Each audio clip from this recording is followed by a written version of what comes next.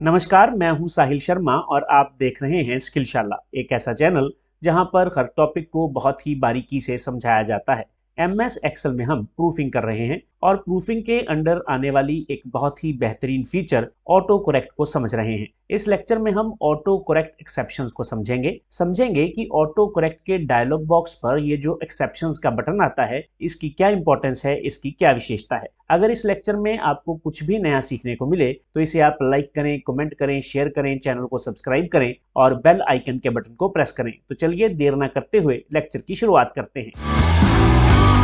MS Excel में हम auto correct option कर रहे हैं। ये ऑप्शन हमें प्रूफिंग के अंडर मिलती है। अगर आप ऑटो करेक्ट ऑप्शन को डिटेल में समझना चाहते हैं तो उसके लिए आपको इसका डायलॉग बॉक्स ओपन करना होगा, जिसे ओपन करना बेहद आसान है। आप ऑल्ट टी और ए को प्रेस करें तो आप देखेंगे कि ऑटो करेक्ट का ये डायलॉग बॉक्स ओपन हो गया है। ये एक टैब्ड डायलॉग बॉक्स है और इसके अंदर हमें 4 टैब्स मिलती हैं। Auto correct, auto format as you type, actions and math auto correct. यहाँ पर ये जो 4 हमारे पास टैब्स हैं, इन टैब्स में से हम ऑटो करेक्ट टैब कर रहे हैं और इस ऑटो करेक्ट टैब में हम इन सभी चेक बॉक्सेस को कर चुके हैं। रिप्लेस एंड विद को भी समझ चुके हैं और भी हमने ऑटो करेक्ट की बहुत सी फीचर्स को समझ लिया है। इस टैब में हमारे पास समझने वाली सिर्फ एक ही ऑप्शन रहती है, जिसका नाम है एक्सेप्शंस। अब इस एक्सेप्शंस को समझने से पहले या इस पर क्लिक करने से पहले हमें इंग्लिश लैंग्वेज की 2 टर्म्स को समझना होगा। एक टर्म को एब्रीवेशन कहा जाता है और दूसरी टर्म को एक्रोनियम कहा जाता है। इंग्लिश लैंग्वेज में बहुत से ऐसे वर्ड हैं जिन्हें कंप्लीट लिखने की ज़रूरत नहीं होती, यानी जिन्हें पूरा लिखने की ज़रूरत नहीं होती। आप उन्हें कम लिख सकते हैं, यानी अगर जितने भी उसके वर्ड्स हैं उससे उन्हें कम लिखा जाता है और उसके पीछे एक डॉट लगा दिया जाता है। जैसे मान लीजिए मुझे अप्रॉक्सीमेटली लिखना है तो मैं सिर्फ अप्रॉक्स लिख के यहाँ पर ये डॉट लगा दूंगा और जो भी मेरा सेंटेंस है उसमें इसको मैं ऐसे भी यूज़ कर सकता हूँ। अगर मान लीजिए मुझे अकाउंट्स लिखना है तो मैं ACCT लिखने के बाद डॉट लगा सकता हूँ। अगर मान लीजिए मुझे अमाउंट लिखना है तो मैं AMT लिखकर डॉट लगा सकता हूँ। अगर मान लीजिए मुझे बैलेंस लिखना है तो मैं BAL लिखकर डॉट लगा दूंगा। अगर मान लीजिए मुझे कैलकुलेटर लिखना है तो मैं कैलसी लिखकर डॉट लगा दूंगा। उसके बाद अगर मुझे कंप्यूटर लिखना है तो मैं COMP लिखकर डॉट लगा दूंगा। अगर मुझे डिपार्टमेंट लिखना है तो मैं DEPT लिखकर डॉट लगा दूंगा। अगर मुझे एक्सेट्रा लिखना है तो मैं ETC लिखकर डॉट लगा दूंगा। अगर मुझे फ्रीक्वेंसी लिखना है तो मैं FREQ लिखकर डॉट लगा दूंगा। अब अगर मुझे गवर्नमेंट लिखना है तो मैं GOVT लिखकर डॉट लगा दूंगा। ऐसा करने से इस वर्ड को अप्रॉक्सीमेटली ही पढ़ा जाएगा, इस वर्ड को अकाउंट्स ही पढ़ा जाएगा, इसको अमाउंट, इसको बैलेंस, इसको calculator, computer, department, etcetera, frequency and government ही पढ़ा जाएगा और इन वर्ड्स को एब्रीवेशंस कहा जाता है।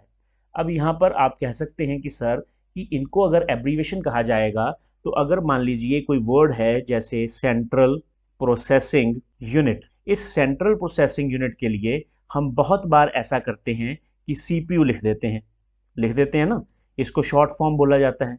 मान लीजिए यहाँ पर हम आते हैं और यहाँ पर लिखते हैं विजुअल डिस्प्ले यूनिट। यहाँ पर मैंने विजुअल डिस्प्ले यूनिट लिखा और इसकी जो शॉर्ट फॉर्म है उसको हम VDU लिख सकते हैं, है ना। और यहाँ पर अगर मैं आऊँ तो यहाँ पर मैं लिखूँ random assess memory. Random assess memory को हम रैम लिख सकते हैं। चलिए, ये जो टर्म्स मैं लिख रहा हूँ ये तो कंप्यूटर रिलेटेड टर्म्स हैं, लेकिन बहुत सी ऐसी टर्म्स हैं जिन्हें हम शॉर्ट फॉर्म्स में लिख सकते हैं। तो क्या ये एब्रीवेशंस नहीं है? ये भी एब्रीवेशंस ही हैं, लेकिन जो एब्रीवेशंस किसी स्ट्रिंग से बनती हैं, जैसे ये एब्रीवेशन एक स्ट्रिंग से बनी है। स्ट्रिंग मतलब एक ऐसा फ्रेज जिसमें अलग अलग वर्ड्स हैं, जैसे इसमें 3 वर्ड्स हैं, सेंट्रल, प्रोसेसिंग और यूनिट। सेंट्रल का C उठाया, प्रोसेसिंग का P उठाया और यूनिट का U उठा लिया, यानी इनिशियल से बनते हैं। ऐसी एब्रीवेशंस जो एक फ्रेज में आने वाले अलग अलग वर्ड्स के इनिशियल से बनी है, उनको भी एब्रीवेशंस ही कहा जाता है। लेकिन ये जो एब्रीवेशंस हैं इनको एक्रोनियम भी कहा जाता है, ये एक्रोनियम की कैटेगरी में आती हैं। ठीक है, तो ये एब्रीवेशंस हो गई और ये भी एब्रीवेशंस हैं, लेकिन ये एक्रोनियम कैटेगरी की एब्रीवेशंस हैं। अब ये मैं आपको समझा क्यों रहा हूँ, चलिए यहाँ पर आते हैं। यहाँ पर हम एक वर्ड लिखते हैं, यहाँ एक सेंटेंस लिखते हैं। जैसे मैं यहाँ पर लिखता हूँ कि he is my best friend, वो मेरा अच्छा दोस्त है। He is my best friend. मैं यहाँ पर फुल स्टॉप लगाता हूँ। फुल स्टॉप लगाने के बाद मैं यहाँ पर लिखूंगा ही इज़ माई क्लासमेट। मैं यहाँ पर लिखूंगा ही लिखने के बाद स्पेस डालूंगा तो आप देखेंगे कि इसने ऑटोमेटिकली जो मैंने ही लिखा है उसके एच को कैपिटल कर दिया है। ये देखिए, मैंने यहाँ पर एच लिखा, ई डाला, स्पेस डाला तो इसने उस एच को कैपिटल कर दिया। तो इसका मतलब ये है कि जब भी एक सेंटेंस खत्म करने के बाद हम कोई दूसरा सेंटेंस शुरू करते हैं तो वो शुरू करने से पहले हम क्या डालते हैं, हम फुल स्टॉप डालते हैं। तो मैंने यहाँ पर डॉट डाला, इसने उसको फुल स्टॉप कंसिडर कर लिया और उसके बाद जब मैंने नेक्स्ट वर्ड डाला तो इसने उस नेक्स्ट वर्ड का जो फर्स्ट लेटर है उसको कैपिटल कर दिया। करना भी चाहिए, है ना, करना भी चाहिए, होना तो ऐसे ही चाहिए।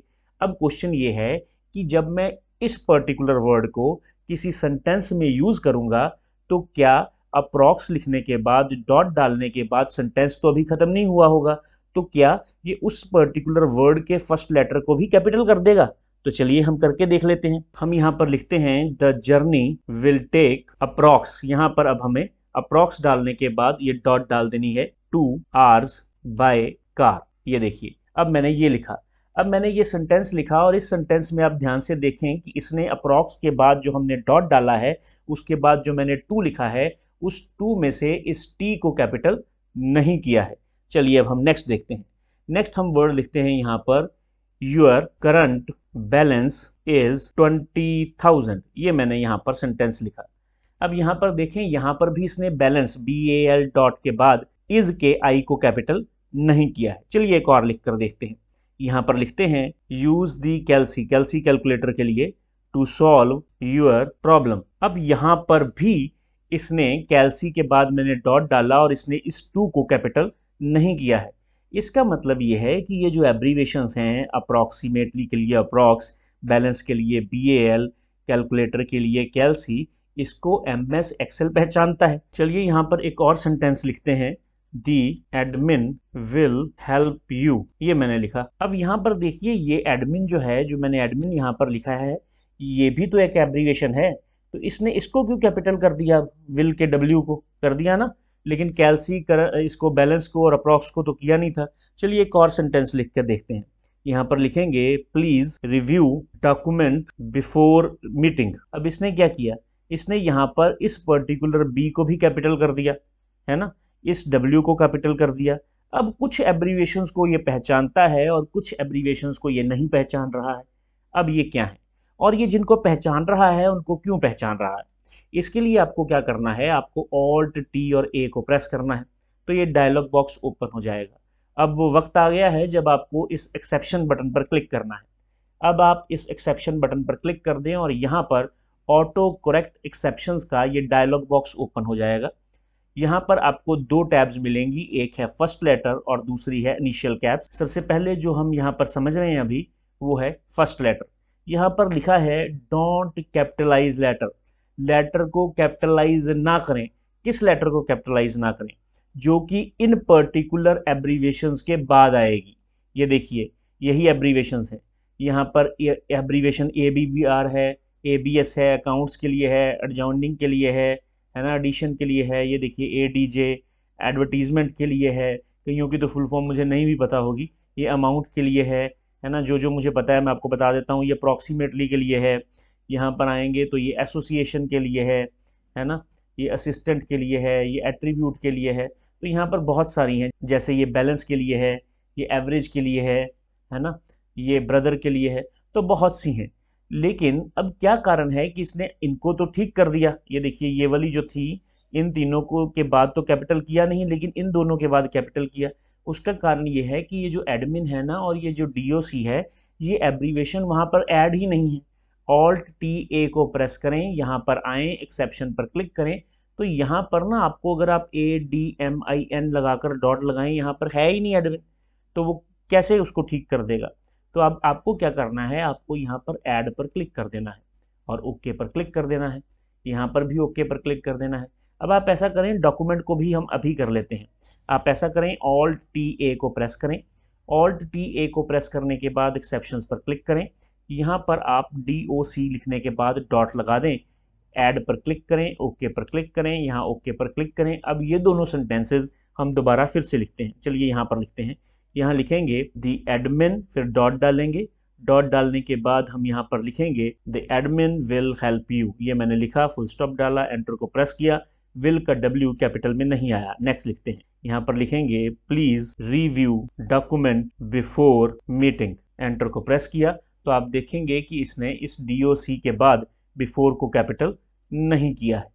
तो इस तरह से हम एक्सेप्शंस के अंदर एब्रीवेशंस को ऐड कर सकते हैं, जिन एब्रीवेशंस को हम बार बार यूज़ करते हैं, और जो हैं इसके अंदर ऑलरेडी प्रेजेंट उसका इस्तेमाल तो हम कर ही सकते हैं। अब हम नेक्स्ट पर्टिकुलर एक्सेप्शन में आने वाली नेक्स्ट टैब को समझते हैं। ऑल्ट T और A को प्रेस करेंगे। प्रेस करने के बाद इसको हमेशा ना टिक करके रखें, बार बार पता नहीं क्यों अनटिक होता जा रहा है। यहाँ एक्सेप्शंस पर क्लिक करें और यहाँ पर लिखा है इनिशियल कैप्स, ठीक है, आप सिर्फ इसको याद रखें और यहाँ पर कैंसिल पर क्लिक करें, यहाँ कैंसिल पर क्लिक करें। बहुत बार ऐसी सिचुएशन आती है जब हमें किसी वर्ड के पहले 2 लेटर्स को कैपिटल रखना पड़ता है। जैसे अगर मैं यहाँ पर द लिखूँ, मैंने लिखा TH, इन दोनों को कैपिटल रखा और साथ में E डाल दिया, एंटर को प्रेस किया तो आप देखेंगे कि ये उसको ऑटोमेटिकली करेक्ट कर दे रहा है। BR और O डाला और एंटर को प्रेस किया तो इसने R और दोनों को स्मॉल कर दिया। O तो पहले ही स्मॉल था लेकिन इसने सेकंड कैरेक्टर को भी स्मॉल कर दिया। मैंने आपको बताया था कि इसका सोल्यूशन मेरे पास है। वो सोल्यूशन ये है कि आपको ऑल्ट TA को प्रेस करना है। वो क्या सोल्यूशन बताया था, जब ये चेक बॉक्सेस करवाए थे तब मैंने बताया था कि आप इसको अनटिक कर दें। करेक्ट टू इनिशियल कैपिटल्स है ना, तो आप इसको यहाँ से हटा दें, चेक मार्क को ओके पर क्लिक करें। अब यहाँ पर आएँ, अब आप यहाँ पर लिखेंगे TH और यहाँ पर E डालेंगे, एंटर को प्रेस करेंगे तो आप देखेंगे कि अब ये कोई दिक्कत नहीं कर रहा। आप BR और O डाल देंगे, आप देखेंगे कि अब ये कोई दिक्कत नहीं कर रहा और किसी भी वर्ड के लिए नहीं करेगा। आप किसी भी पर्टिकुलर वर्ड के पहले 2 कैरेक्टर्स को कैपिटल अब रख सकते हैं। ऑल्ट TA को प्रेस करेंगे, यहाँ पर लिखा भी ये हुआ है करेक्ट टू इनिशियल कैपिटल्स, है ना, कितना बढ़िया है ये। लेकिन इसमें अब एक दिक्कत है। दिक्कत ये है कि ये सभी के साथ ऐसा करेगा। आप किसी के भी गलती से भी तो आप डाल सकते हैं। मान लीजिए ये 2 वर्ड्स हैं, एक THE है, एक BRO है, जिसके आप पहले 2 कैरेक्टर्स को कैपिटल चाहते हैं, बाकी आप किसी को ऐसा नहीं चाहते। लेकिन MS एक्सेल में गलती से काम करते वक्त आप पहले 2 कैरेक्टर्स को कैपिटल लिख सकते हैं, इसमें कोई बड़ी बात नहीं है। लेकिन अगर आप गलती से ऐसा कर देंगे तो MS एक्सेल उसे ठीक नहीं कर पाएगा। क्यों? क्योंकि अगर आप यहाँ पर ऑल्ट TA में आएंगे तो ये देखिए आपने तो इसको अनटिक किया हुआ है। अब मुझे इसको टिक पर क्लिक करना है। अगर मैं टिक पर क्लिक कर दूंगा फिर ये नहीं हो पाएगा। तो इसका सोल्यूशन क्या है? अगर मुझे सिर्फ इन्हीं दोनों को ही के साथ ही ऐसा करना है कि सिर्फ ये 2 वर्ड ही ऐसे हैं जिसमें पहले 2 कैरेक्टर्स जो हैं वो कैपिटल आए, तो इसके लिए अगर देखिए मैं यहाँ पर I, D और S लिखता हूँ, ये लिखा मैंने, एंटर को प्रेस किया। आप कहेंगे इसके लिए अब ऐसा क्यों किया, इसको ये सहूलियत क्यों है? इसको ये सहूलियत इसलिए है क्योंकि ये ऑटो करेक्ट में ऑलरेडी एडिड है। आप ऑल्ट T और A को प्रेस करें। ऑल्ट T और A को प्रेस करने के बाद यहाँ एक्सेप्शंस पर क्लिक करें। ऑटो करेक्ट एक्सेप्शन का ये डायलॉग बॉक्स आ जाएगा। यहाँ पर इनिशियल कैप्स पर क्लिक करें और यहाँ पर आपको ये IDS लिखा हुआ दिखाई दे रहा है, इसलिए इसने D को स्मॉल नहीं किया था। यहाँ पर अब आप कुछ और भी वर्ड्स ऐड कर सकते हैं। उसके लिए आपको क्या करना है, उसके लिए आपको यहाँ पर वो वर्ड लिखना है जिसके साथ आप ऐसा करना चाहते हैं। आप यहाँ पर लिखें TH और यहाँ पर E लिख दें। यहाँ पर क्या लिखा है, डॉट करेक्ट, कि उसको करेक्ट ना किया जाए। ये क्या करता है, दरअसल ये करेक्ट करता है टू इनिशियल कैपिटल्स को। अब यहाँ पर ये क्या कह रहा है, यहाँ पर ये कह रहा है कि करेक्ट ना किया जाए, डॉट करेक्ट। तो यहाँ पर उसके बाद आप क्या करेंगे, ऐड पर क्लिक कर देंगे। सब के लिए करेक्ट करेगा लेकिन इस D के लिए करेक्ट नहीं करेगा। और किसके लिए ना करे, और ये BRO के लिए ना करें। यहाँ पर B लिखें, R लिखें और यहाँ पर O डाल दें। उसके बाद आप यहाँ पर ऐड पर क्लिक कर दें। ऐड पर क्लिक करने के बाद आप ओके पर क्लिक कर दें। ओके पर क्लिक करने के बाद यहाँ भी ओके पर क्लिक कर दें। अब आप यहाँ पर आएँ। यहाँ पर आने के बाद आप यहाँ पर D लिखें। D लिखने के बाद एंटर को प्रेस करें, ये उसे ठीक नहीं कर रहा है। आप BRO लिखें, ये उसे ठीक नहीं कर रहा है। आप IDS लिखें यानी IDs लिखें, ये उसे ठीक नहीं कर रहा है।